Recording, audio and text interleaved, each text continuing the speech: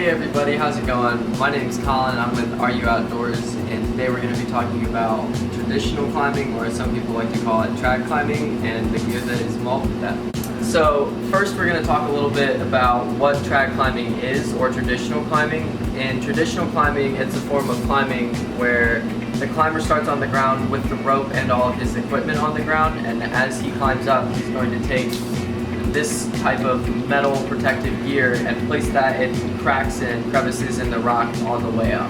Let's talk a little bit more about the equipment in traditional climbing. The equipment, there are many different types of it, but they have two broad categories.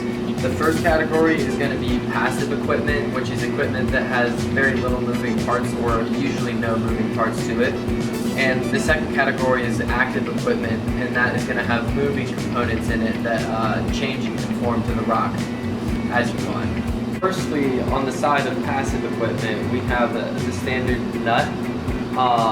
And what you would be doing with this is you're going to kind of take your piece of equipment, place it in a crack, and try and finagle it into a skinnier spot. And what you want to look for is that both sides of your nut have contact with the rock, and you're going to go ahead and give that a couple test pulls to see if it's solid, and make sure to pull it more than one direction so that your equipment does not move while you climb on it. Secondly, on the active side of equipment, we have the cam, which is short for the Camalot. This is a very common piece of active equipment used in traditional climbing. And as you can see right here, the anatomy of this thing, it's got a bar right here, and when you depress down on this bar, it causes the lobes to become smaller in their diameter. And what you're going to do is press down on that lobe, insert it into the rock, and then when you let go of it, the lobes are going to expand out and keep friction on the rock and keep you safe. So an example of that being placed, you would first depress down on the lobes right here so that I can get my cam into the rock. And then once I have found a spot and I'm happy with it,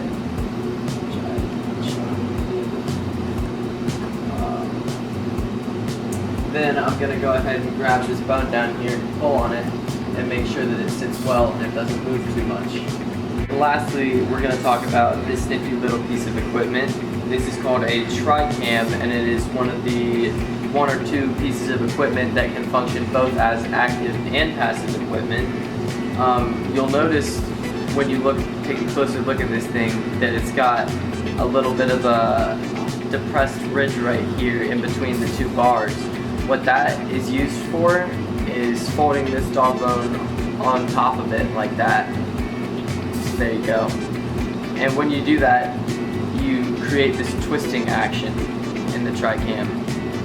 And that is how you place it in the active placement. And then if you're going to do it in a passive placement, you would slot it just straight down or sideways, or however you configure it, where this point's going to catch on a piece of rock and it's going to get stuck in there. Right, so for the first way that we're going to place this, we're going to place this in a passive protection manner. And the way that we're going to do that is we're going to take it and find a crack and slot it into that crack, and hope that it gets stuck in the right orientation. So if you can see right here, I'm going to angle my Tricam in the way that it fits in the crack the best for this particular crack. And after I've got it situated where I want, I'll go ahead and pull it. And once it's stuck in there, you want to give it a couple tugs and change the direction on the tugs to make sure that it's going to stay in there and it's going to be safe. And the second way that we're going to be able to place this Tricam is in an active protection placement. Now remember, to do that for the Tricam, you're going to have to fold the fabric over the back side of the metal. And this active placement is going to provide your piece of equipment with a little bit more stability, but they can sometimes be a lot harder to get out if you weight them heavily. So how I'm going to place this guy is I'm going to flip the fabric over it, and then with the attachment point of the fabric going in first, I'm going to go ahead and stick it into this crack, and I'm not going to worry that it's not touching the top of it yet. I'm just going to slide it all the way back there, and then you sometimes you'll need to press on this tooth a little bit just to get it cammed and ready to go, and sometimes you won't. But then once it's in, it creates that twisting into the rock, and then you want to go ahead and pull in a couple different directions to see if it's going to move, and it doesn't look like this one's moving. We have another piece of hybrid equipment to talk about. This is called a hex, and it can be placed both actively and passively. In the active placements, you're going to be looking to roll this in and get it to cam on two opposing pieces of rock through the rolling motion.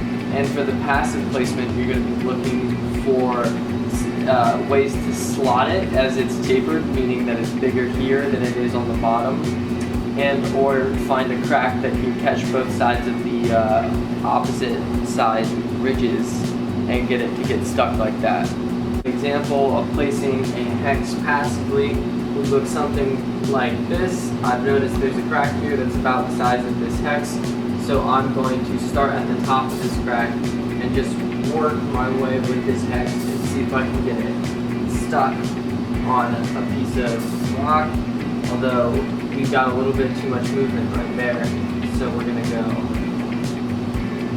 back and down a little bit.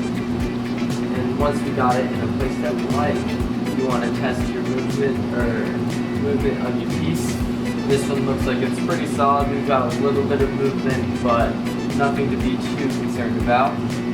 To place the hex actively, what you're going to do is look for a setup of these ridges that coordinates with the crack that you're going to use in a way that the piece slides in smaller, and then as it goes to rotate, makes its diameter bigger.